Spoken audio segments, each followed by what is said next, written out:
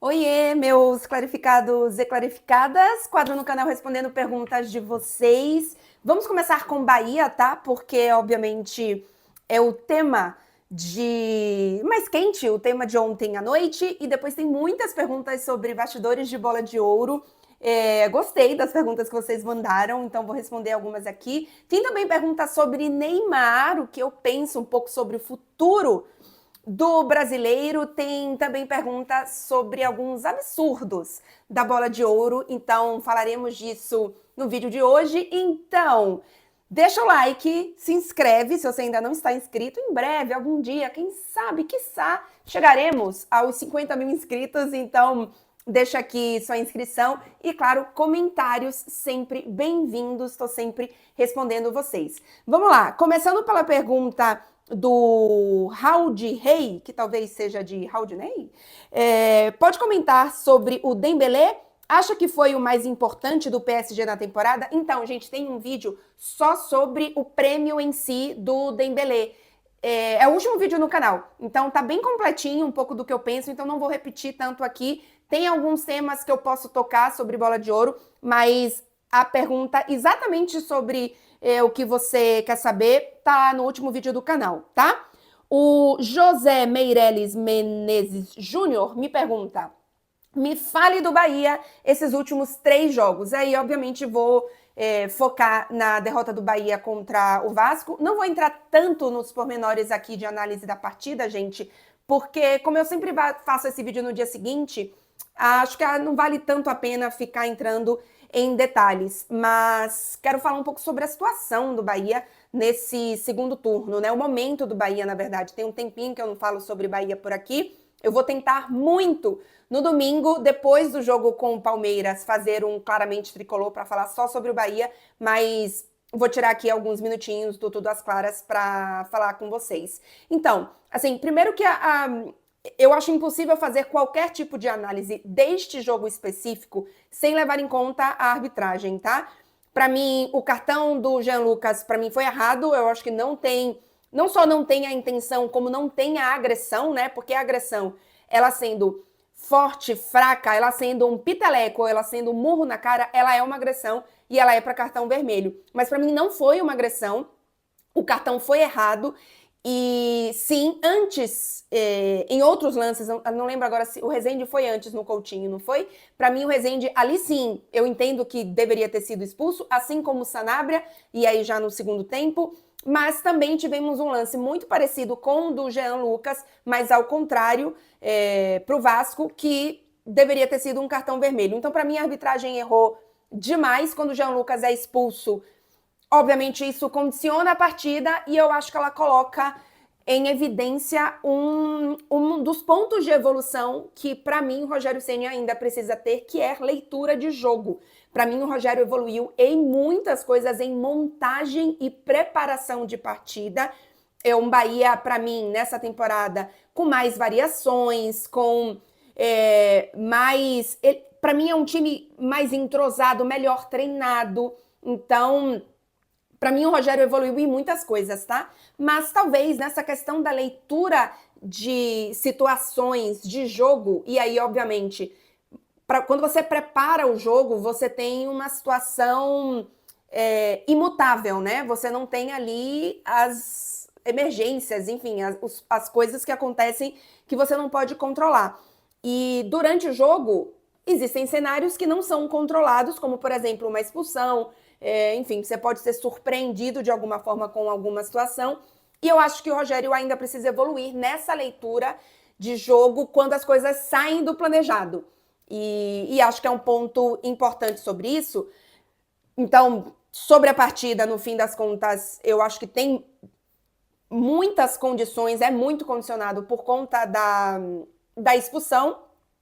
E o Bahia acaba se perdendo nesse sentido da leitura de jogo do Rogério Ceni. Sim, tá cheio de desfalque, sim, inclusive para domingo assim, não só para domingo. Os próximos jogos do Bahia eu tô bem tensa, mas para mim não justifica a forma como o Bahia competiu contra o Vasco ter os desfalques, mesmo depois da expulsão, e os desfalques não justificam, para mim, o erro de leitura do Rogério Ceni dessa partida. Mas, assim, o problema não é este resultado e esse 3-1. A questão é, o Bahia vive um momento de instabilidade e vocês sabem aqui que eu sou sempre muito positiva, eu normalmente vejo muito... Nossa, o cabelo tá uma bagunça. Eu normalmente vejo muito o copo cheio, eu vejo muito mais, é uma característica minha de personalidade, tá? Eu vejo muito mais o médio e longo prazo, e eu faço isso na vida, não só com futebol, do que o curto prazo. Eu não sou uma pessoa que vê emergências. Eu geralmente sou uma pessoa pouco mais de visão para frente nesse sentido. Não no sentido de visionária, não, viu, gente? É no sentido eu quase nunca acho que uma situação é uma emergência. Por um lado é bom, por outro lado também pode ser um defeito, porque eu demoro para ver que uma situação é perigosa, que uma situação assim, está se tornando um problema. E eu tô com medo um pouco desse momento de instabilidade do Bahia. Primeiro porque eu acho que existe um conjunto de fatores que são preocupantes, não é apenas uma coisa acontecendo. Então, a gente tem não só a questão da lesão, mas a gente tem uma questão aí de como que o Bahia se porta fora de casa. Junto com isso, a gente tem, eu acho que uma questão emocional de, caramba, vamos fazer um segundo turno igual do segundo turno passado. Sabe, uma coisa meio de postura nesse sentido. Eu acho que pode estar tendo aí uma instabilidade, ou uma queda, na verdade não é uma instabilidade, uma queda técnica de alguns jogadores que a gente tinha uma segurança maior, como por exemplo é o caso do Ramos Mingo, que não vem fazendo boas partidas. Um ponto de evolução que eu acho que o Rogério Ceni precisa ter, que está acontecendo num momento muito crucial da temporada, e o Bahia vive uma sequência de resultados muito ruim. Assim, é a pior sequência de resultados do Bahia nesse Campeonato Brasileiro. E eu fui, inclusive, olhar a sequência do Bahia na temporada passada, né, do segundo turno. Neste momento, no segundo turno do Campeonato Brasileiro, o Bahia tem 5 jogos, sendo 4 derrotas e 1 empate, apenas 4 gols feitos e 13 gols sofridos. Assim, é muito, muito ruim. E se a gente pega o segundo turno, os primeiros 5 jogos do segundo turno do Campeonato Brasileiro da temporada passada, o Bahia tinha 1 ponto a mais. Então, por pontuação, eu acho que nem é um problema tão absurdo assim. Nos mesmos 5 jogos, os primeiros 5 jogos do segundo turno passado, o Bahia tinha 2 vitórias, 2 triunfos, assim... Vocês vão entender. 2 empates e 1 derrota, sendo que tinha sido um empate com o Internacional, uma derrota para o Fluminense, um triunfo sobre o Vitória, um triunfo sobre o Grêmio e um empate com o Botafogo. A questão é, se a gente pega apenas a pontuação, a gente fala, ok, podemos trabalhar com essa pontuação.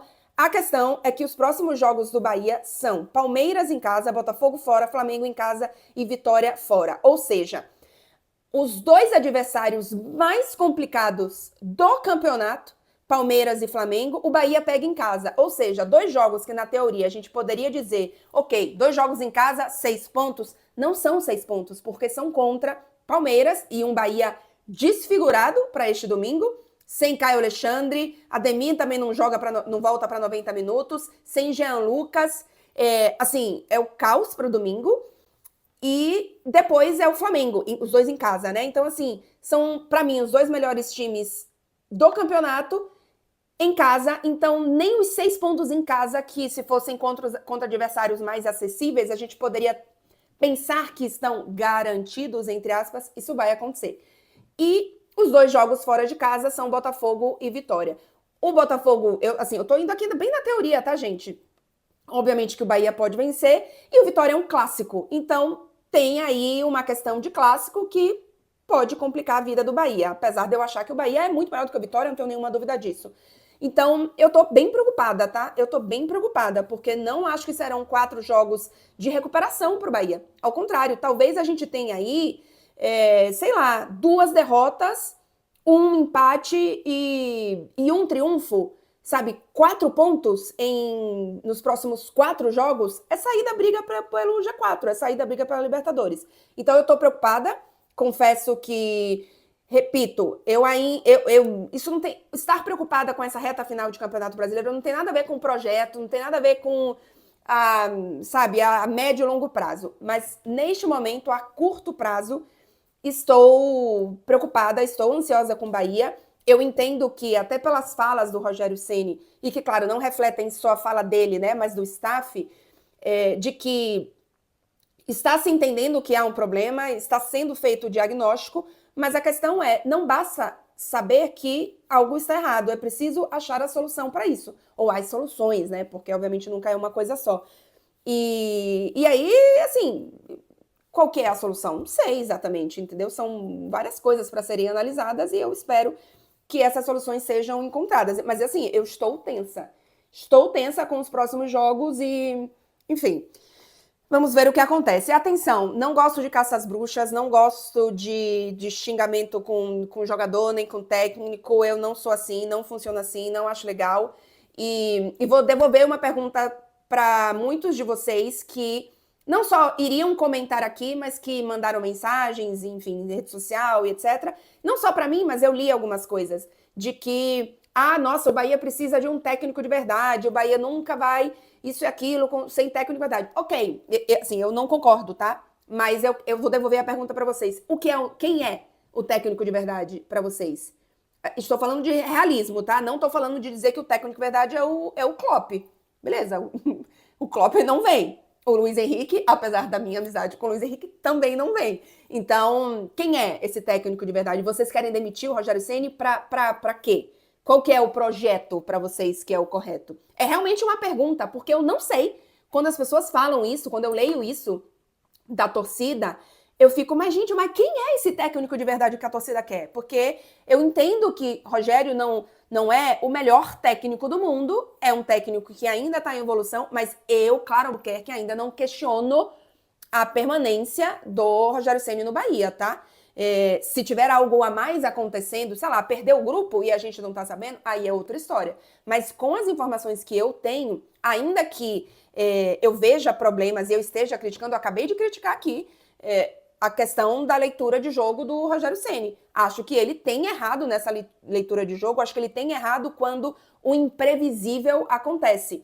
Então, assim, eu critico aqui a questão, eu não estou dizendo que tá tudo lindo, que o Rogério Ceni é o melhor técnico do mundo e que não erra pro Bahia, de jeito nenhum. Mas quando eu vejo os torcedores falando isso, eu me questiono, quem é esse técnico de verdade que as pessoas estão falando? Se você é uma dessas pessoas, deixa aqui pra mim nos comentários, ou se você sabe, também deixa aqui pra mim nos comentários, porque eu realmente fico me questionando. Enfim, fechando sobre o Bahia, se você veio só pra falar sobre o Bahia, deixa o like aqui, mas eu te convido a ficar um pouquinho mais, porque eu vou contar bastidores da Bola de Ouro, muitas perguntas sobre isso por aqui. Antes, o Bruno Cunha me pergunta se é possível aprender um novo idioma apenas através de música. Isso tem até a ver um pouco com bastidores da Bola de Ouro, porque foi um evento que eu fiz muitas entrevistas em idiomas diferentes, uma atrás da outra, e acho que foi pro ar, né? Então as pessoas perceberam que eu fiz uma entrevista com, por exemplo, a Aitana em espanhol, depois fiz o Donnarumma em italiano, depois fiz o Gyökeres em inglês, e aí depois fiz o Dembélé em francês. Então acho que as pessoas se tocaram num espaço muito, assim, um espaço curto de tempo, e na verdade me viram num espaço curto de tempo falar vários idiomas. E, Bruno, o seguinte, eu, Clara Albuquerque, não conseguiria aprender um idioma apenas com músicas, tá? Eu acho que, inclusive, é uma ótima ferramenta para se aprender idiomas, mas como complemento, para mim. Eu não aprendi nenhum dos idiomas de forma autodidata ou sozinha, nem só com aplicativos. Eu gosto de aulas, tá? Eu sou uma pessoa que preciso ter uma professora ou alguém para dar satisfação, para me ensinar. Então, assim, músicas, aplicativos, tudo isso ajuda muito, mas eu, Clara, não consigo estudar sozinha e aprender sozinha um idioma. Tem gente que sim. Eu acredito que para mim é bem mais difícil e eu acho que eu não conseguiria. É possível? Talvez para algumas pessoas. Para mim, Clara Albuquerque, não é possível. Pergunta sobre...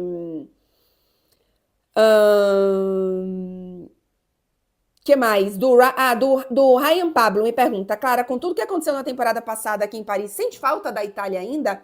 Eu ainda sinto falta da Itália, não profissionalmente para mim aqui não tem, assim, nem para onde correr, até o PSG está me ajudando bastante, mas eu sinto muita falta do estilo de vida que eu tinha mais na Itália. Morando em Turim, era uma cidade muito mais tranquila, a comida para mim era mais... Obviamente aqui tem comida de todos os lugares, tá?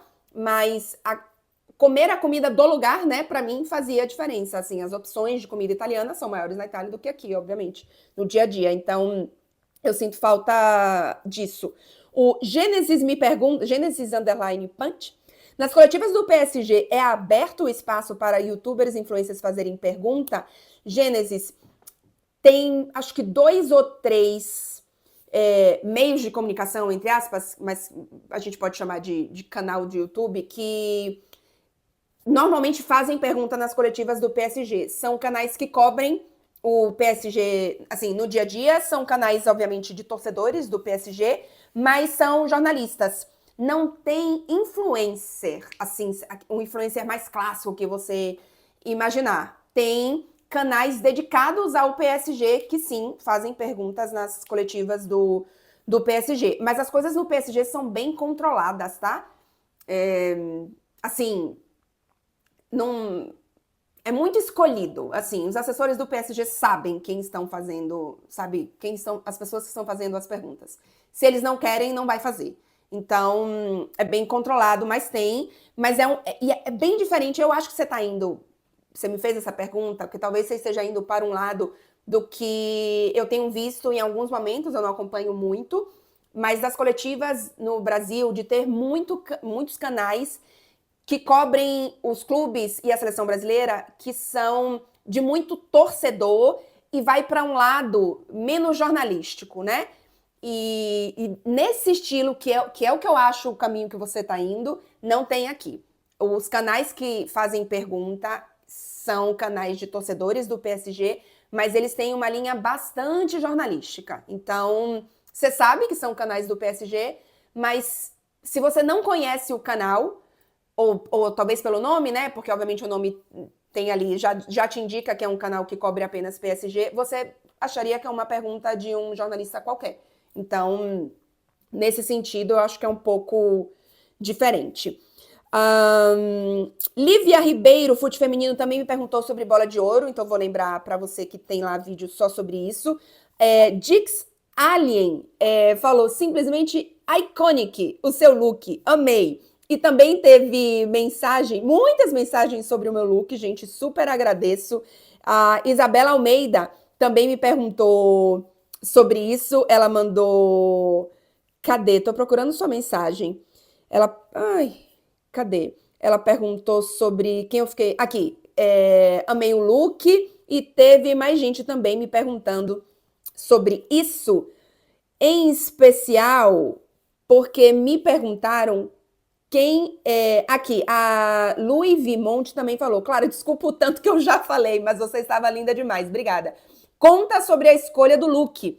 E aí teve mais gente perguntando sobre como foi essa escolha do look, né? Se eu escolhi, se foi a TNT que escolheu aqui. Samuel fez. Olá, Clarinha, quem escolheu o seu look maravilhoso na Bola de Ouro? Você ou a produção da TNT? Então, gente, bastidor antes ainda da Bola de Ouro. A TV, obviamente, ela tem, assim, ela dá alguns direcionamentos pra gente de terno, enfim, né, dos looks que a gente usa e tal, e obviamente que ela também patrocina isso, né? E aí, pra Bola de Ouro, eu tinha uma autorização pra comprar algo pra usar, mas inicialmente eu iria comprar só uma blusa, porque, obviamente, eu já tenho calça social, enfim, já tenho, né, sapato e tal, tenho ternos, obviamente, que eu já uso para as transmissões, então eu iria comprar só uma camisa. Só que quando eu entrei na loja, inclusive, tem no Brasil, não tem Mango? Acho que tem. Eu entrei na loja para procurar uma camisa e tal, e tinha o conjunto desse terno bordô, né, vinho ali. E, gente, quando eu olhei para isso, eu fiz, não, maravilhoso, quero. É um preço acessível. E aí eu mandei a foto para nossa produtora no Brasil e falei assim, e se? E aí ela fez, Luciana Estrela, beijo maravilhosa, fez maravilhoso, experimenta. E aí eu experimentei e comprei. Então, assim, fui eu que escolhi, mas eu tive a autorização da TNT. E realmente eu gostei bastante do look, recebi muitos elogios, então agradeço a todo mundo que mandou mensagem falando sobre isso. Gente, gravei o vídeo todo e percebi que não respondi a pergunta sobre o Neymar, sendo que tá na capa e na chamada. Então eu vou responder aqui no meio do vídeo e depois eu volto para responder o resto. O Gustavo.Mazzoni me pergunta: essa passagem frustrante do Neymar no Santos diminui, mesmo que mínimo, sua carreira? Gustavo, para mim sim. Para mim diminui a carreira do Neymar, porque eu sinceramente achava que era o ambiente e o lugar perfeito para ele se recuperar, porque ele se sente em casa, ele tem um poder, entre aspas, de, assim, de estar, de ser um ídolo, de ter carinho da torcida, de certa forma, ele não é um desafio para ele estar no Brasil, sabe? Eu acho que tinha um ambiente perfeito para ele brilhar. Campeonato brasileiro, o ritmo é menor, sabe? Ele tem uma qualidade absurda, maior do que 100% dos outros jogadores. Então, assim, para mim, era o lugar perfeito. É uma grandíssima pena que ele tenha tantas lesões, porque talvez as lesões sejam o principal motivo para ele não estar rendendo tanto, mas ao mesmo tempo eu me pergunto o quanto que não tem responsabilidade dele nessas lesões. E aí, gente, não é responsabilidade no sentido de que o Neymar quer se lesionar. É óbvio que não. Mas é algo tão crônico na carreira dele e algo, sabe, tão sério que eu fico perguntando, gente, será que as outras coisas, o extracampo, realmente não influencia nisso? Será? Sabe? Eu acho que influencia. Eu acho que o Neymar tomou decisões na carreira dele que não ajudaram ele na parte física. E aí, repito, eu não estou dizendo que o Neymar toma decisões, quer e faz de propósito. Óbvio que não.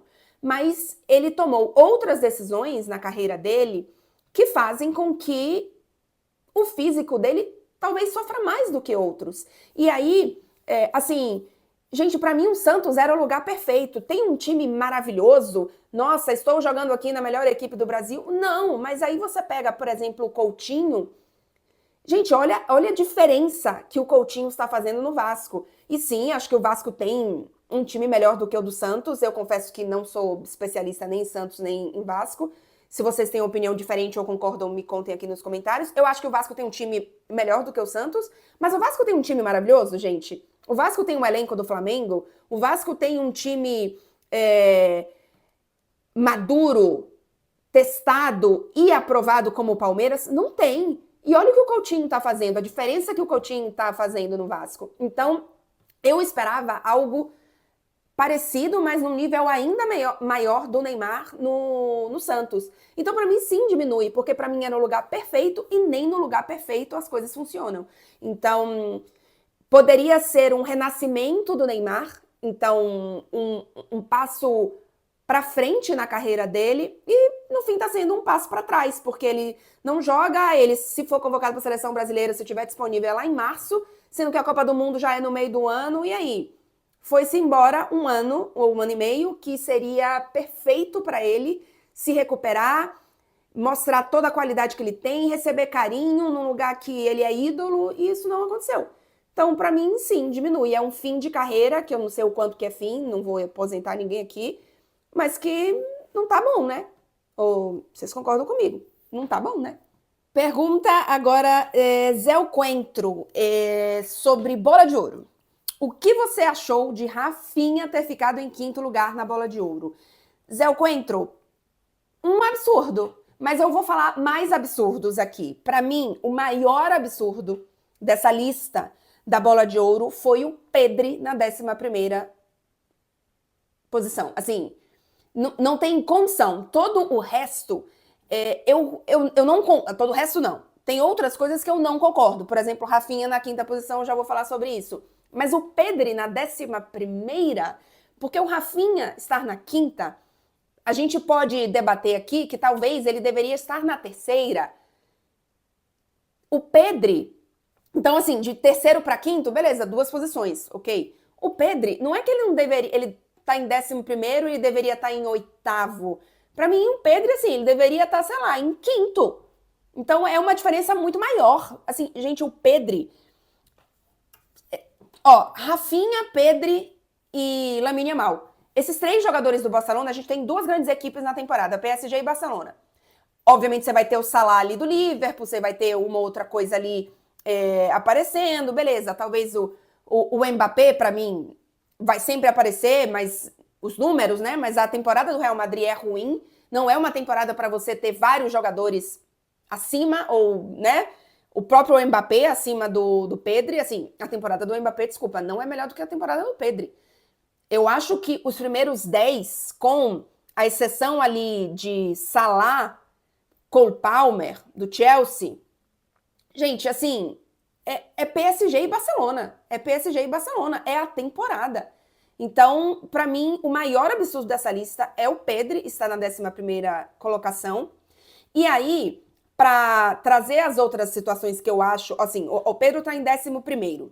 Aí a gente tem na 10ª colocação Nuno Mendes, na 9ª Donnarumma, na 8ª Cole Palmer, na 7ª Mbappé, na 6ª Hakimi e aí na 5ª Rafinha. Se a gente muda até o Rafinha, para mim o Pedri tinha que estar pelo menos na 6ª colocação. Eu acho que ele jogou mais a temporada inteira, tá? Ele jogou mais que o Nuno Mendes. Nuno Mendes fez uma temporada incrível, mas o Pedri jogou mais que o Nuno Mendes.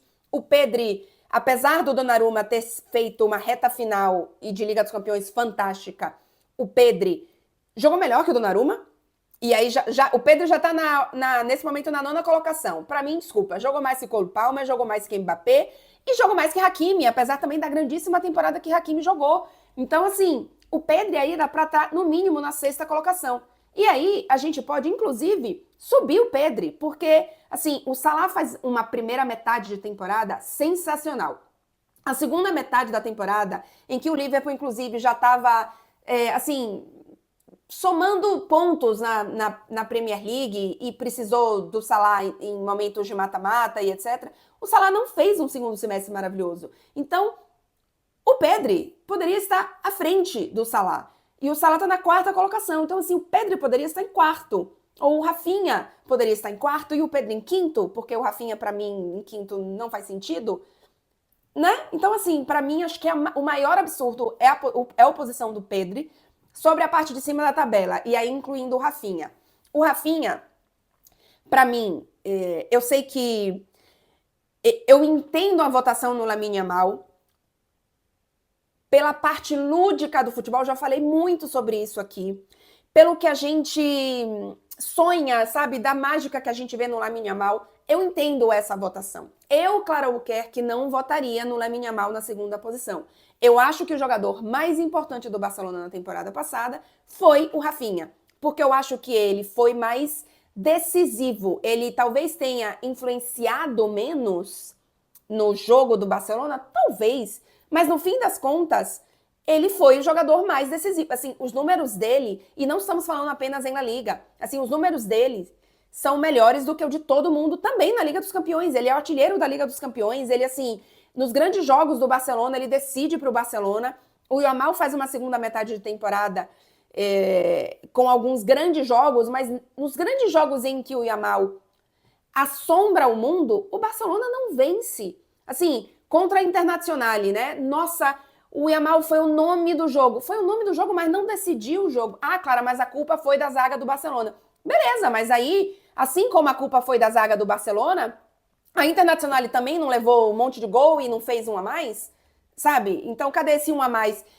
Eu tô exagerando um pouco, que é para vocês entenderem o meu lado. Se eu tivesse que contratar qualquer um desses jogadores, tirando o Pedri, eu contrataria o Yamal. Eu contrataria o Yamal na frente do Dembélé, na frente do Vitinha, na frente do Salah, na frente do Rafinha, na frente de todos esses.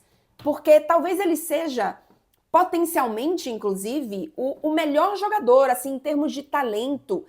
Mas, para mim, a temporada, o principal nome da temporada, para mim, pensando nesses critérios de poder de decisão, números e títulos, para mim, o Rafinha, nessa temporada, merecia estar na frente do Yamal. E aí eu sei que é polêmico, porque se eu fizesse isso, eu iria colocar o Rafinha na segunda colocação. Eu acho que se você tem um top 3 com jogadores apenas do Barcelona e do PSG, tem que ser 2 do Barcelona e apenas um do tem que ser 2 do PSG e apenas um do Barcelona, porque o PSG tem o principal título da temporada jogando muito bem, com muitos destaques, não é que apenas teve um destaque. Então eu ficaria com dificuldade de fazer um top 3 com Dembélé, que para mim sim é justo, já falei aqui, tem vídeo no canal, Rafinha e Lamine Yamal na terceira colocação. Eu teria muita dificuldade de fazer isso. Então, eu consigo entender a segunda posição do Lamine, por tudo que eu falei, mas não me incomodaria em nada ter primeiro o Dembélé, depois o Rafinha, e aí, nessa terceira posição, eu gostaria de dividir entre Pedri, Yamal e Vitinha. Totalmente em cima do muro. É que assim, eu entendo, gente, toda a coisa em cima do Lamine Yamal. Eu entendo. E talvez ele seja o único aqui que ganhe várias bolas de ouro. Não acredito que o Dembélé vai fazer isso. Não acredito que o Vitinha vai ganhar uma bola de ouro. Não acredito que o Rafinha vai ganhar uma bola de ouro. Salah, Hakimi. Não acredito. Tô falando aqui os primeiros jogadores, né? Talvez o Lamine seja o único que ganhe aqui uma bola de ouro desses, além do Dembélé que já ganhou. Eu não acho que o Dembélé vai ganhar outra. Mas eu teria dificuldade de colocar um top 3 com Dembélé, Rafinha e Lamine Yamal. Então, essa terceira posição eu gostaria muito de dividir entre esses 3 jogadores. Mas eu sei que é uma opinião um pouco...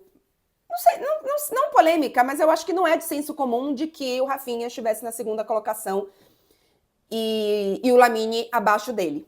E aí, o Lamine abaixo dele, eu tô ok com isso, só que o PSG foi o grande campeão da temporada, para mim é a grande história da temporada, então talvez eu teria que cometer esse crime e, de certa forma, de deixar o jogador mais talentoso e talvez o melhor jogador desta lista fora do top 3. Mas enfim, às vezes a gente faz umas coisas assim, né?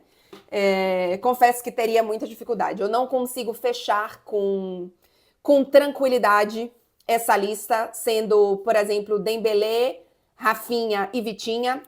Não gosto, mas também não gosto de Dembélé, Rafinha e Lamine. Também não gosto de Dembélé, Rafinha e Pedri, porque aí também fica faltando o Lamine e o Vitinha.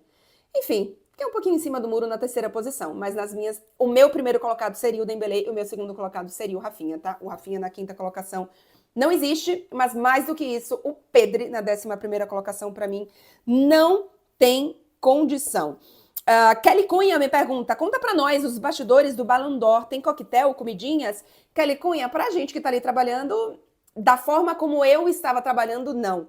O que acontece? Tem uma sala de imprensa onde aconteceram as coletivas de imprensa, que ali atrás eles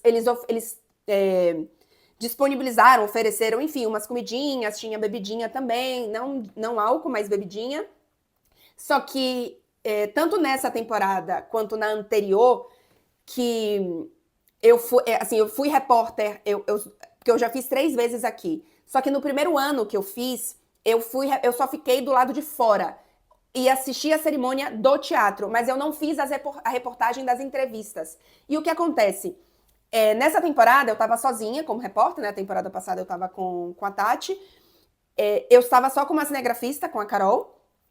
E no tapete vermelho, eu era a única repórter. Então eu não podia sair do tapete vermelho, por exemplo, para ir nessa área comer uma coisinha.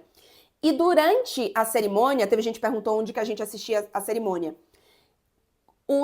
As entrevistas pós-premiação era após cada premiação e não após toda a premiação. Então, por exemplo, quando saiu melhor treinadora, quando saiu, por exemplo, o prêmio Copa, que foi, acho que foi um dos primeiros, né? Quando a Vicky Lopes, jogadora do Barcelona, venceu, assim que ela terminou de receber o prêmio, ela foi para trás do palco, onde estava montado a zona de entrevistas que a gente tinha. Então, eu assistia a cerimônia atrás do palco, eu escutava o palco na minha frente, mas eu estava ali atrás, então tinha uma televisão, dava para ver, mas eu não assisti da plateia. E aí, essa área também não era uma área perto da área de imprensa, onde tinha coletiva, onde tinha, né, uma área com umas refeiçõezinhas e tal. Então, para mim, não teve absolutamente nada. Não teve coquetel, comidinhas, não teve nada. Mas para a imprensa que não estava nessa área, ou que não estava sozinha, né? Porque se tivesse 2 repórteres, talvez pudesse ser revezado, não teve nada. Então, para essa outra parte da imprensa, teve alguma coisinha. Amanda me pergunta quando que eu vou a Salvador de novo. Eu vou no final do ano. O último jogo que eu assisti do Bahia foi... Qual que foi o último jogo que eu assisti do Bahia na Fonte Nova, gente? Foi o penúltimo jogo de julho, gente. Ai, vamos olhar aqui o calendário do Bahia para eu contar para vocês. Temporada 25. Deixa eu contar para vocês qual foi esse jogo. Foi no dia 20... Ah, foi o Juventude. 27 de julho, o 3-0. Foi esse último jogo que eu assisti na Fonte Nova. Eu vou agora, mas eu não pego nenhum jogo de Campeonato Brasileiro, porque eu já chego pertinho do Natal. Pergunta sobre... O Arthur Perreta me perguntou sobre onde a gente assistia a premiação, né? Então, uma parte da imprensa tinha uma área na plateia para assistir, mas como eu tinha uma posição de entrevista pós-premiação, pós cada premiação, eu assisti atrás do palco. Joeliton0210 perguntou onde eu trabalhava antes da TNT. Antes da TNT, eu trabalhava na Rede Bahia, que é afiliada da Globo na Bahia, e no Correio, no jornal. Eu comentava para o Sport TV PFC os jogos de Bahia e Vitória, e também trabalhava tinha um quadrinho também ali na TV Bahia, e também trabalhava no Correio, na área de esportes, que é do grupo Rede Bahia, né? Da TV Bahia. Então, era lá que eu trabalhava antes. Muita gente me via, quando lembra de mim do início, obviamente porque aí é TV, né? Me lembra de... Eu fiz, por exemplo, eu comentei Campeonato Baiano na TV Bahia, e depois comentava os jogos de Bahia e Vitória no Sport TV e PFC. Fiz alguns programas também na época no Sport TV, enfim, tipo, troca de passes, redação Sport TV, e era lá que eu trabalhava antes da TNT, morando em Salvador, né? E quando eu vou para o Rio de Janeiro, aí sim eu começo a trabalhar na TNT. O Paias pergunta, como foi entrevistar o Ronaldinho? Ele te quebrou ali quando você mencionou seleção, né? Gente, foi maravilhoso, sabe por quê? Porque trouxe um caráter de imprevisibilidade para a entrevista que, se não tivesse acontecido, não teria chamado tanta atenção. Então, foi bom, porque no fim das contas eu tinha outra pergunta para fazer para ele e achei que ficou um momentinho ali divertido. Eu gostei. Eu nunca tinha entrevistado o Ronaldinho Gaúcho. Eu confesso que sempre me perguntam quem queria entrevistar e tal. Eu já entrevistei a Marta aqui nas Olimpíadas, então eu dei esse check. Faltava, obviamente, nunca entrevistei Messi, já entrevistei Cristiano Ronaldo, Messi também gostaria, mas dei o tique de Cristiano Ronaldo, de Marta, de Ronaldinho agora. Eu gostaria muito um dia de entrevistar o Ronaldo também, fenômeno, obviamente. Então, era um dos nomes que eu queria dar um checkzinho, assim. Então, foi bem legal poder ter entrevistado o Ronaldinho Gaúcho. Que mais aqui? E o Luciano perguntou, Vitinha ou Dembélé? Seja sincera, Clara. Então, para a temporada, quem deveria ganhar a bola de ouro era o Dembélé, aí eu não tenho nenhuma dúvida. Talvez, se eu tivesse que contratar um jogador para o meu time, entre esses dois, talvez eu optasse pelo Vitinha, tá? Mas ia depender muito das características do que eu precisasse, né?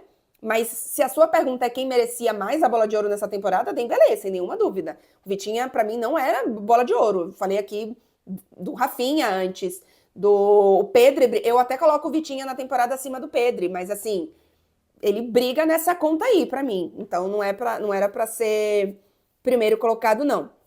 E aí o Nino Moura me pergunta, o que acha dessas premiações individuais no futebol cada dia mais coletivo, vídeo PSG, City e etc. Eu gosto das premiações individuais, se elas não forem levadas tão a ferro e fogo, sabe? Porque, por mais que eu gosto, assim, a identidade de uma equipe e o planejamento de uma equipe, para mim, isso tem que ser sempre pensado no coletivo. É um esporte coletivo. Mas quando a gente pensa no sonho de um menino ou de uma menina que começa a jogar, eles têm ídolos. E o ídolo, ele é individual. Então, eu acho importante, eu acho que faz parte do futebol ter essas premiações. Elas não me incomodam, eu não sou contra, mas eu penso dessa forma, sabe? Gente, o Dembélé ganhou nessa temporada, não é um desespero, nossa, porque o mundo vai acabar, porque o Dembélé ganhou, porque olha só onde estamos, se o Dembélé ganhou bola de ouro, que futebol é uma... Gente, não, a história da temporada é a do PSG, a transformação da temporada é a do Dembélé, sabe? O mundo não vai acabar se o Dembélé, o futebol não vai acabar se o Dembélé for bola de ouro numa temporada, sabe? Então, eu acho que é uma forma de você celebrar ali as histórias da temporada, sabe? E assim, obviamente que tem erros. Temporada passada, pra mim, foi absolutamente injusto o Vini não ter levado essa bola de ouro. Mas, ao mesmo tempo que eu não levo tão a sério o Dembélé ter levado a bola de ouro, nesse sentido, o futebol não vai acabar, gente. O Dembélé dificilmente vai ganhar uma bola de ouro de novo. Mas a história da temporada é a história dele. Assim como eu acho que a da passada era do Vini. Mas assim como o Vini não se tornou um jogador ruim porque não ganhou a bola de ouro, o Dembélé não se tornou o melhor jogador do mundo da história e o futebol vai acabar porque ele ganhou a bola de ouro. Então, eu penso um pouquinho por aí. É isso, gente. Deixa o like por aqui. Se inscreve no canal. Afinal, a gente quer chegar à meta de 50 mil inscritos, comentários e se tudo der certo, no domingo ou na segunda, sai claramente o tricolor depois do jogo do Bahia contra o Palmeiras. Semana que vem tem Liga dos Campeões. Na terça deve ter vídeo de prévia de Barcelona e PSG. Na quarta tem vídeo pós de Barcelona e PSG. E aí depois a gente vê o resto do calendário, porque tá longe demais para eu me comprometer aqui com vocês. É isso, gente. Até o próximo vídeo. Tchau, tchau.